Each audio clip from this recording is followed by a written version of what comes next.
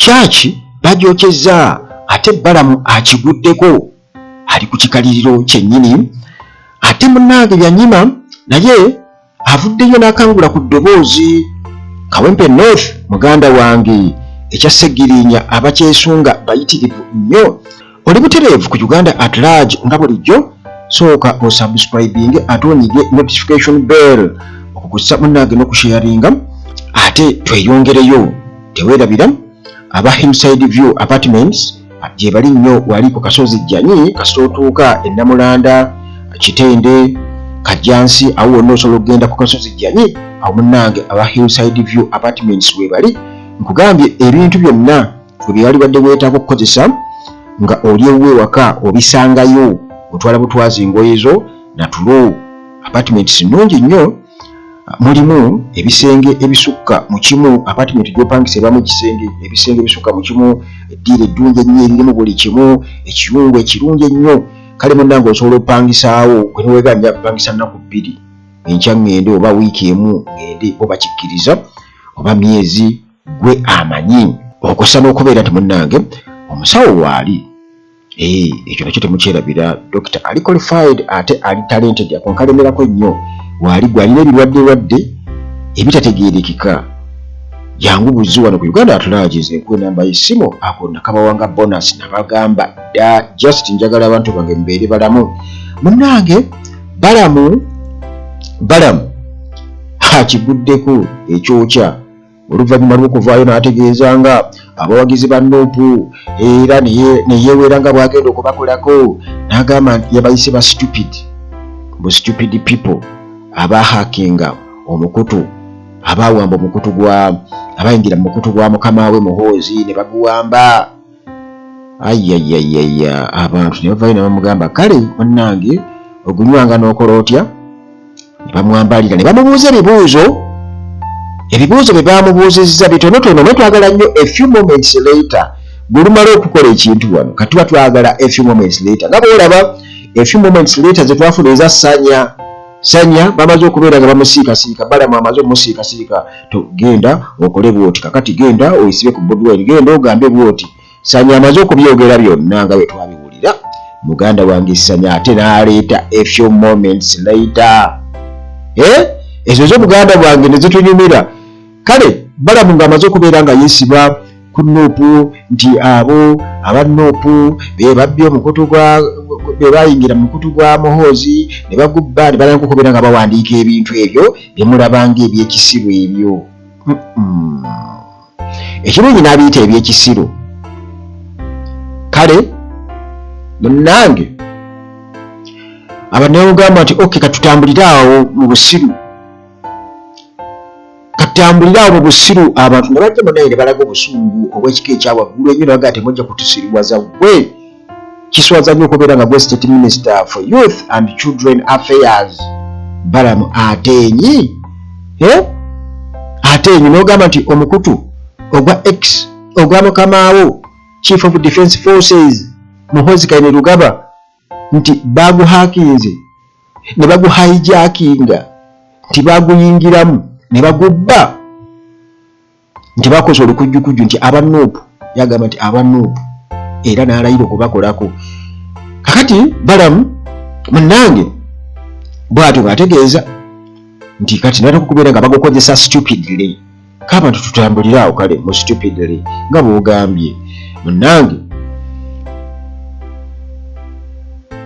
Mu bubaka obumu bwe yali ataddeyo Muhoozi yategeeza juuzi okubeera ng'asalako Bobi Wine omutwe okubeera nga ateeka Besigye ku kalabba ku Heroes Day.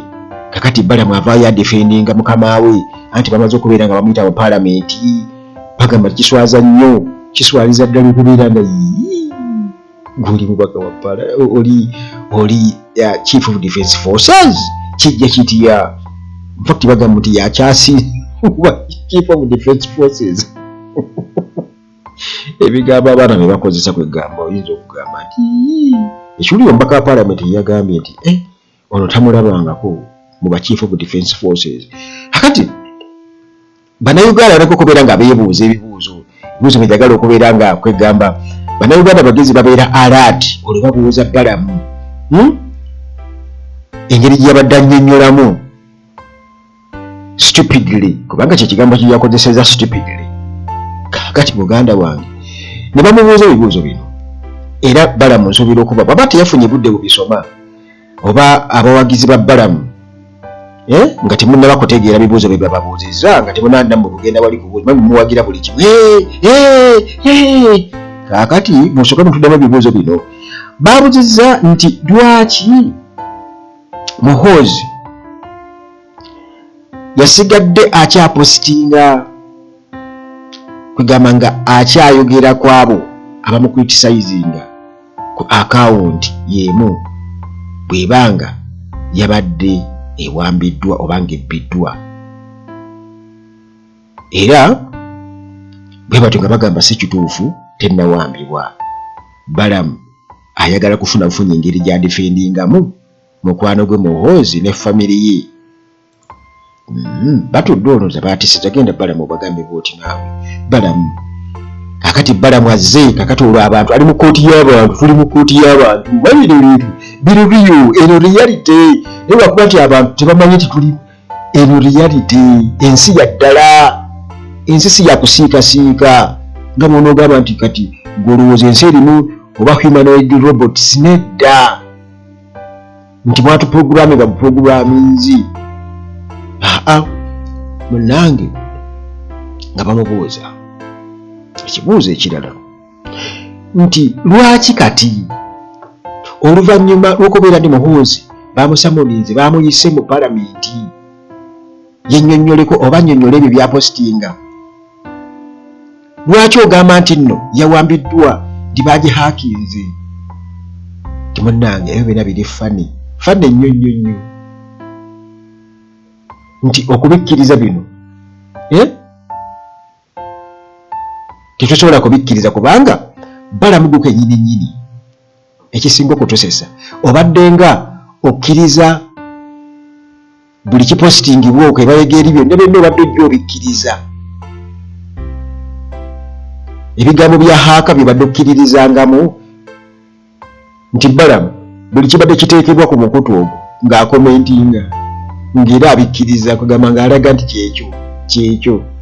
N'abawagizi baabwe bonna babadde bawagira, ekitegeeza babadde nti baddamu haaka nti kati Balamu akitegedde kati kubanga emabega eri yonna zonna z'abadde ateekayo, obubaka bw'abadde ateekako nga Balamu awagira buwagizi awaana buwaanyi.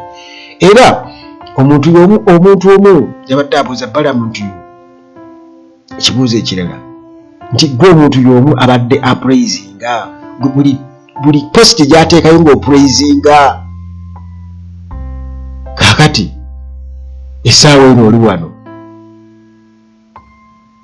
oba naawe bakuhakinze nti essaawa eno oli wano otugamba bino oba naawe bakuhakinze obwongo. Era nga bamugambo nange bw'otulabako amatu kirabika otuyita mbuzi mwana Balamu ateenyi, otuyita mbuzi. Kakati munnange abantu bwe batyo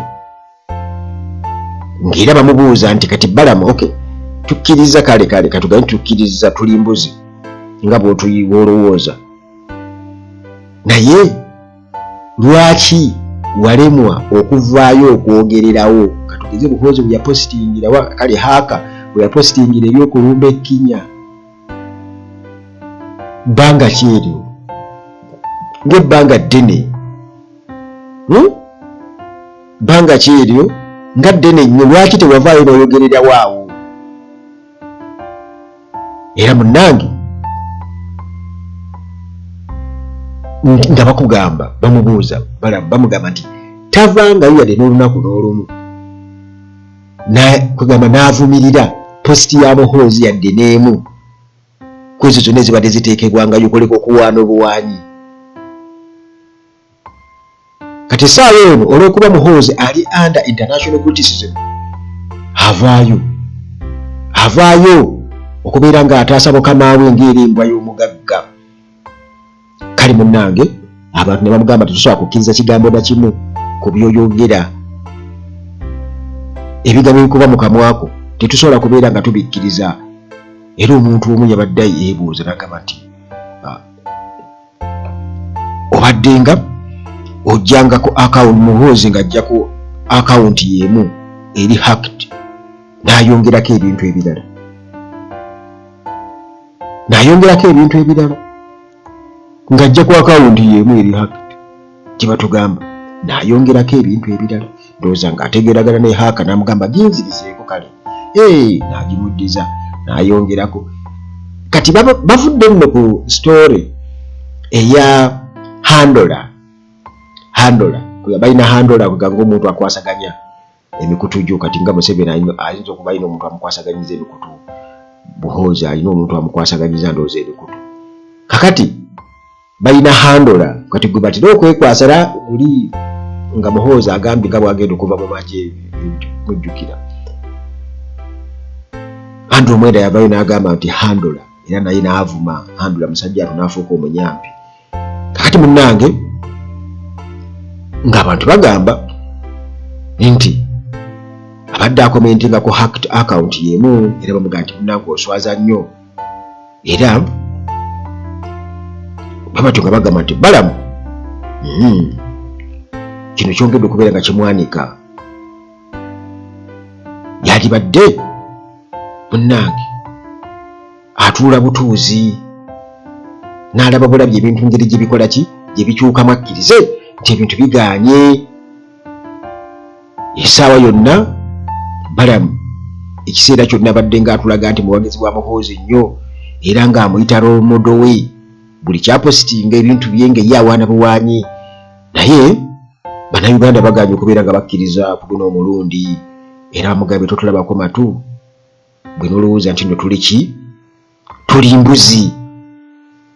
Kakati munnange eyo nga tuvuddeyo butereevu bwe tutyo tugenze ku njega eyaguddewo abantu bakoowu, era kyaki zino ezireetera abantu okubeera nga basiiba enjala, temulya mmere, temufuna, temugenda mu ddwaliro, temugemesa baana, temukola mutya ebyo. Muganda wange temukwata ssimu, toba na national ID, tolonda. Ezo tezigira tugasa muganda, kuba twagala abantu bagende balonde. 2026 twagala abantu abalamu. Kakati beziba nga kyaki zikola bwe zityo n'abantu baganye wali ebuyikwe. Abantu baganye era kyaki bwe bati munnange bagitadde ku ttaka oluvannyuma lw'abantu abo beekozeeko ebyo oba beematiza okubeera nga bakola ebyo nga bengenda okubeera nga era mbirambulula okuwera 8 mu kufa. Abantu bafudde nga bawera 8 tebagenda batondoka enjala. Tebadduwaki abantu babuyabuya bannange. Kale tukkiriza tetuganye tetujja kunyomola nzikiriza zammwe, naye abantu babuyabuya. Omuntu batuuka n'okubeera nga bamutwala n'agenda oba katugeze oli ategese olukuŋŋaana n'abatwala basi ne zibasomba ne zibatuuseeyo n'agamba ne transport mumumpe ne mumumuwa, ne mmala okumumuwa kati ne mutambula butambuzi, basi tezibaawo kubazzaayo, ne mutambula butambuzi ne batandika okubeera nga kati bayimirira ku kkubo n'akola kisebo gyebaleko mukama wange gyebaliko, mukama yeebazibwe nti mbadde nno ndaga eno yadu transport n'ogamba kakati okiraba oli sente yazitutte edda yagenze dda kwegulira motoka mpya eriko. Kakati munnange oluvannyuma lw'okugaana abantu okubeera nga bafuna medical care olw'enzikiriza, embeera eno ey'obunkenke munnange yanyenyeza Buyikwe district mu kwewuunyisa. Abantu 8 bonna nga balina akakwate ku nzikiriza eno bwe bati munnange babadde bamaze okubeera nga bafa. Era mu abo abafudde mulimu n'omwana ow'emyaka 6 naye bambi agoberera bazadde be batuganye okulya emmere, pasita atuganye okulya emmere, era okukkakkana ng'ate tebafudde 8 abafudde mulimu n'omwana w'emyaka 6. Kati munnange abantu ne kibaluma nnyo ne bagamba munnange tebagenda kubeera nga mutumanyiira. Kakati kigambibwa okuba nti gurupu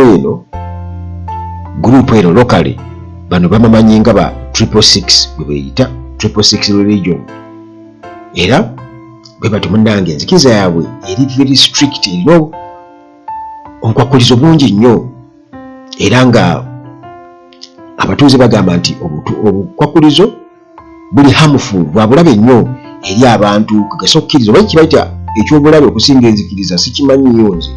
Omuntu gwe nga enzikiriza yamuyingidde abeera amaze okubeera nga kakati essaawa eyo obwongo bwonna babusenyeemu.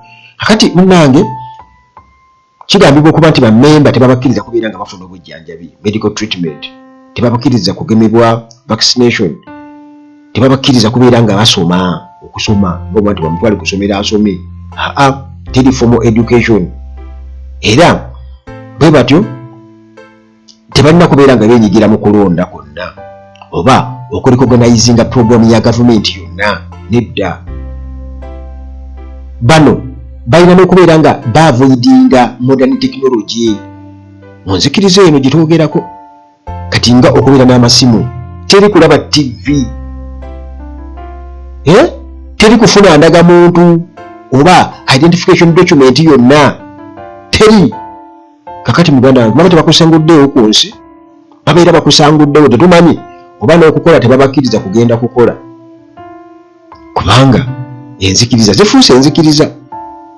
Era waliwo abantu abamunze benda bagamba otuufu enzikiriza eno era omuntu wabanga kati akutwala mu kyaki obeera omwo akuvuga emisana n'ekiro oli awo otendereza butendereza, kiba kitegeeza nti era abanga akujje ku bino byonna ate onoofuna ddi obudde. Endagamuntu ogenda gikozesa ddi, okuleka mpozi ogenda kumugirayo ssente ezibakusindikidde ku ssimu omuwe oweeyo. Kakati munnange bannakyalo, wali ekiwale kyalo bakiyita kiwale, bwe batyo basazeewo okubeera nga batekinga action lunaku lwabadde Lwakutaano, era bwe batyo ne bookya kyaki ya gurupu eno ne bagyokya, era poliisi neekwata bamembers abawerako ne babatwala.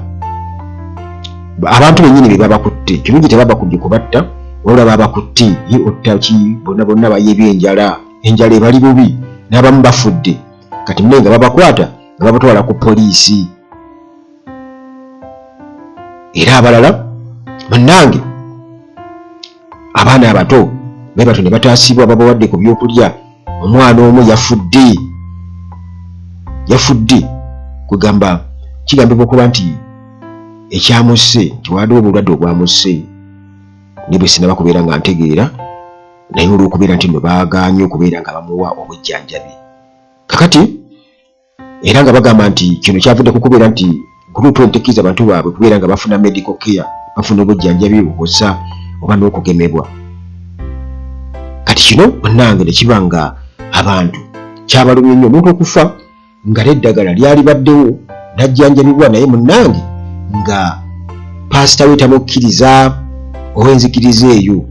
Kakati komiti bwetyo nebeera nga yalayidde obutaddamu kubeera nga ekkiriza bintu ng'ebyo kuddamu kubeera mu kitundu kyabwe.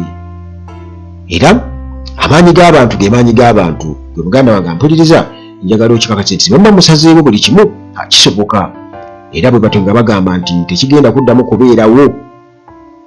Era pressure nene nnyo abantu gye batadde ku bw'obuyinza okubeera nga bakolerawo swiftly against such groups, era nga balina okubeera nga batuna n'eriiso jjogi nti bwe balaba abantu abalina embeera kugenda ezitategeerekeka, newankubadde nga eddembe ly'enzikiriza lissibwamu ekitiibwa, religious freedom, naye munnange kati embeera efaanaganako bwetyo kiba kitutegeeza nti kati eba efuuse ya bulabe nti abantu bagenda kuba basiiba enjala paka kufa. Kati bonna poliisi bwetyo gatukakasizza nti okunoonyereza kugenda mu maaso, era ASP Mugabe Robert Mpamiire Ngogwe Police Commander yagambye nti abantu 9 babadde bamaze okubeera nga bakwatibwa, era nti nayongerezaako nti kino nga bwe kyabadde kibi nnyo, kifaananyi kibi, era nga embeera naddala ng'eyo ekosa obulamu bw'abantu bagitwala okubeera siriyasi, bagitwala okubeera siriyasi mata. Bweyikwe MP Lulume bayiga naye bw'atyo yagambye nti munnange abantu okubeera nga tebakkiriza kubeera nga bagemebwa ekyo munnange kibi nnyo. Abantu basobola okubeera nga bakosa obulamu bwabwe, era najjukiza abantu ku bintu ebyali bibaddewo b'enjege ezaali zibaddewo e Kanungu. Mujjukire Kanungu ebiseera bya dda wabangayo omukyala bamuyitanga ani e Kanungu, ebyali e Kanungu naye kugamba example era abantu baafa. Kale munnange abantu banazodde okubeera nga bajjanjabibwa, bafuna obujjanjabi, era ne kampeyini y'okugema abantu eri mu kitundu ekyo Kiwale basobole okubeera nga baziyiza oba bagema obulwadde bwa measles oba luseewo, kubanga ono omwana mbu w'emyaka 6 eyafudde, omwana mulenzi bamuyita erinnya lye naye tetugenda kubeera nga tulyogera. Omwana oyo yafudde, kigambibwa okuba nti yafudde bulwadde obufaanaganako bwe butyo. Kati munnange abo kyebali eyo, era nammwe mulina okubeera nga mwegendereza nti omuntu aleese ekidiinidiini kyawo mulina okuba nga mukimanya, oba omuntu yenna wenzikirizaako wakati ennaku zino tebakyalina nsonyi, tebakyalina nsonyi. Abateekaawo ate olugira agamba nti nno ekituufu neetaaga ssente, alina miliyoni, alina bweziti zonna oba ozenkereza ku makya oba ozinsanza mu woofiisi saa 12 nja kuba nnyingidde mu woofiisi muzindeetere, naye ate nga musiibaawo. Kakati munnange eyo nga tuvuddeyo, omukyala Winnie Byanyima ono muzibu nnyo, agambye nti alina gw'alabudde era nga olusi mulala ya Ambassador Adonia Ayebale. Amugambye munnange sigala mu layini yo, stay in your lane, sigala mu layini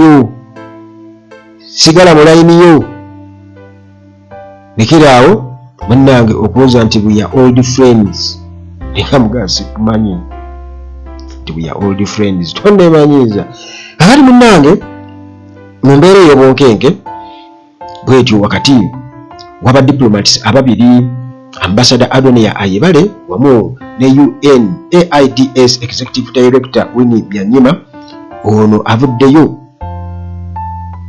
n'alaga kwegamba tabiseeko Winnie Byanyima ajjeko bujja kabaati, era n'alaga nti bano muganda wange embeera ya bunkenke nnyo. Kakati yabadde ku TV ya NBS olunaku lwabadde lwa Sunday.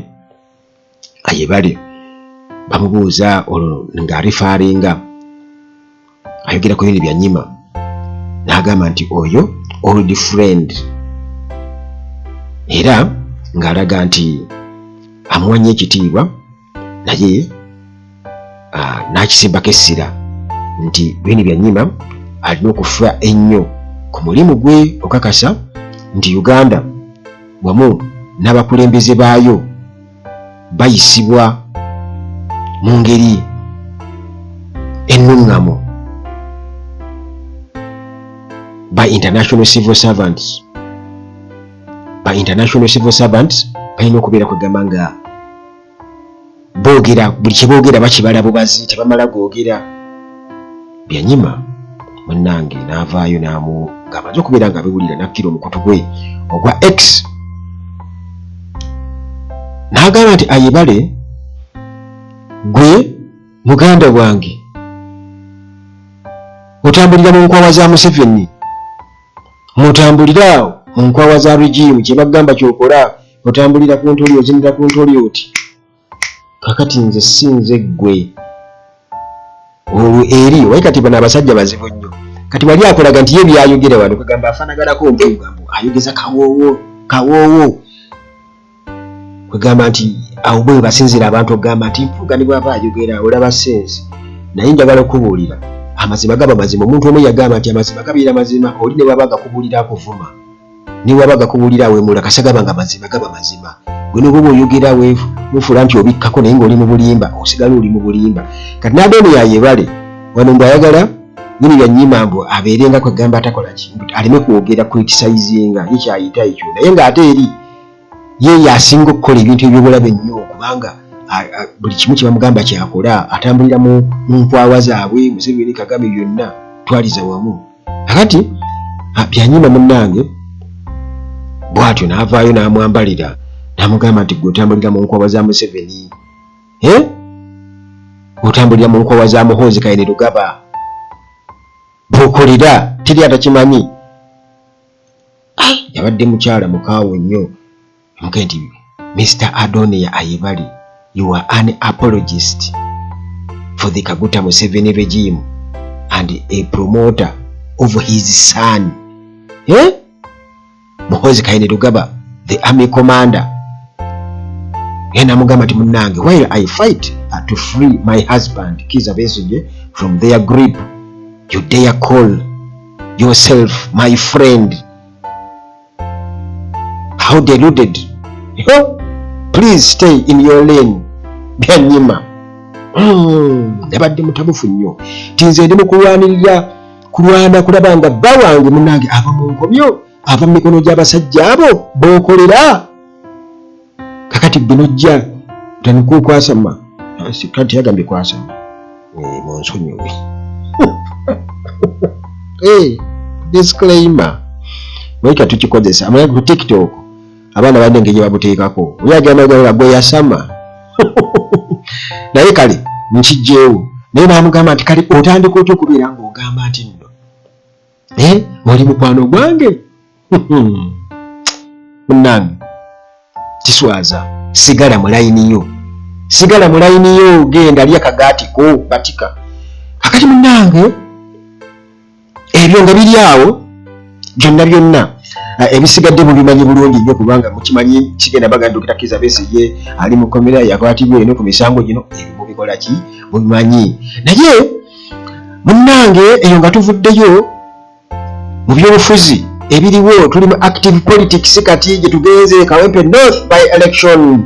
Abantu 18 bamaze dde okubeera nga bashowinga interest nga balaga nti baagala okubeera nga munnange barepressinga Mohamed Ssegirinya omugenzi abadde MP wa Kawempe North. Era munnange okufa kwa Ssegirinya Mohamed former MP Kawempe North bwekuti munnange kuleese abantu okwagala okubeera nga bavuganya ku kifo kino kibaddemu Ssegirinya yafanga 9 January 2025. Era munnange yalekawo legase ey'amaanyi ennyo. Ye yakola manifesto yagikubira mu myezi 2-3 ng'akimaze, wabula Ssegirinya yali alowooza kubanga era omubaka wa parliament tumusuubira kubeera nti akola bingi nnyo, naye osobola okuleyinga foundation kwogenda okubeera ng'otambuliza ebintu byo. Era abakyala baavaayo mu parliament nabo beebaza Ssegirinya nti munnange bali kufa nnyo ku bakyala, n'oteekawo facility y'eddwaliro, abakazi nga bazaalira bwereere, n'otuwa sekibokisi otuyigiriza okuseevinga. Weebale nnyo okubeera nga wafa nnyo ku bakyala. Era abakyala beebaza Ssegirinya. In fact Ssegirinya ayinza okuba nga yabadde n'achievement nnene mu parliament. Omugenzi Ssegirinya eyaweereza emyezi mitono ennyo ne bamusiba emyaka kumpi 2 n'afa nga tamazeko na kisanja. Ayinza okubulawo omuntu amuvuganya ku nsonga eyo kubanga ye ebintu bye yabiragirawo nga bukyali. Bagamba nti omuntu wakoma wakwata okusinga okuvaayo gwe ng'olaga nti nno oli wa masuuti nnyo oyogeza bubwokumba oli ku 5 obatika eno gwe sente olya, naye ng'ate ye ne millions yafuna 2 tebibeera na 5 yakolerawo ekintu abantu kye bali badde bakola ki bamwenyumirizaamu.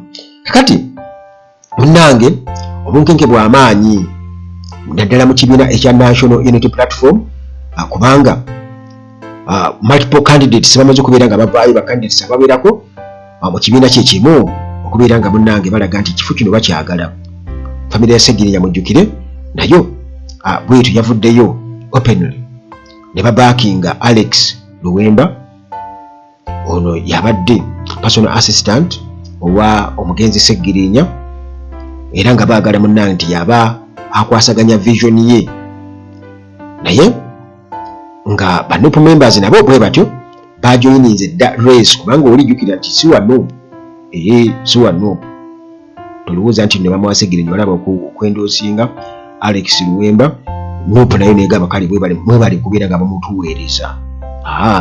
jukira nti ne mukyala wa Seggirinya naye ali awo akandinda naye ekifo munange yakisaba nannyonnyola n'agamba akyagala abadde yakwata kamera ya bbaawe nga akola ze live experience agiyina amanyi engeri gy'abadde ajja akola ki ayogeramu ebintu bye kati naye abimanyi naye n'ayagala akole ki naye ekifo akyeddize kakati munnange Uganda Electoral Commission emaze okubeera nga ekakasa nti by election zigenda kubeera nga munnange azikwasaganyizibwa kubanga ekifo already kati bamaze okubeera nga bakirangira kiri vacant okusinziira bulayi ku mateeka galaga nti okulonda ng'okwo okwa by election kulina okubeera nga kukwasaganyizibwa mu nnaku 6 oba obutasukka nnaku 6 oluvannyuma lwa parliament okubeera nga erangirira ekifo kino okubeera nti nno kiri vacant katugeze omubaka oba afudde obanga alekulidde olw'ensonga endala yonna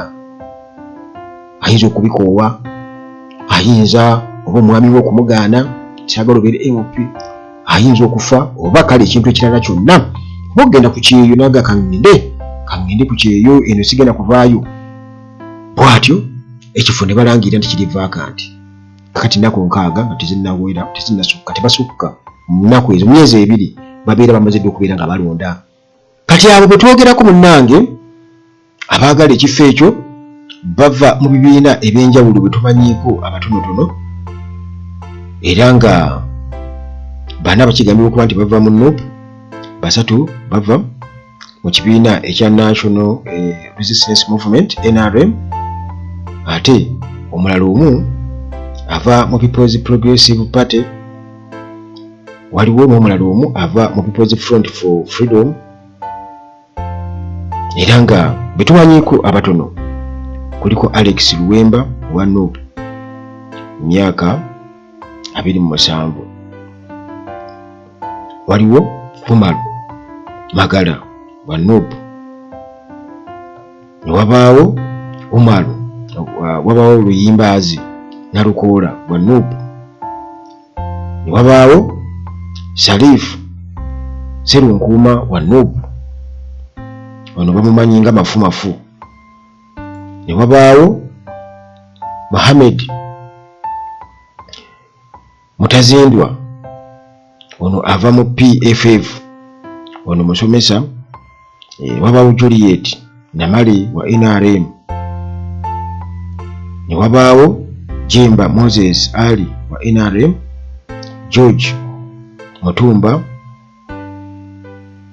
oyo wa NRM kakati Electoral Commission tenaba kubeera nga munnange etuwa roadmap entuufu awo benkubaddeko abatonotono naye nga bwe kutegeeza nti abantu 18 bebaagala ekifo kino abo batonotono benkubaddeko kati Electoral Commission tenaba kubeera nga munnange efulumiza ddala full roadmap kugamba okulambika butereevu mu bulambulukufu butya by election eno bwegenda okubeera nga ekwasaganyizibwa naye emaze okubeera nga etukakasa nti okulonda kugenda kubeerawo mu bwangu tukimanye ennaku tezisukka 6 kakati political parties bwezi omunange zikola butaweera okubeera nga baselectinga mu candidates ani ddala gwe bakwasa bendera era munnange okulonda tukusuubira okuba kugenda kubeera tough kubanga jjukira mu by election zonna ezibaddemu eri ewala NRM ebadde etulaga nti yeesinga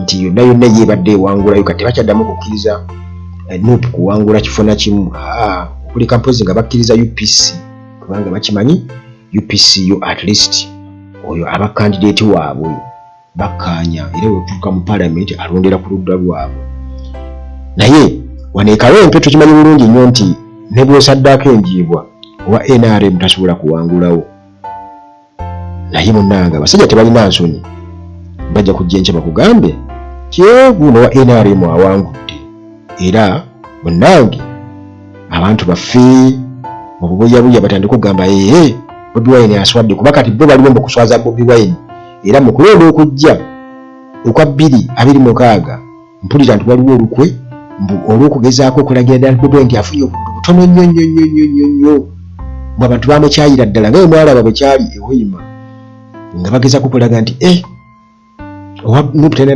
n'obululu simanyi wano bafunanga 10 muganda wange aha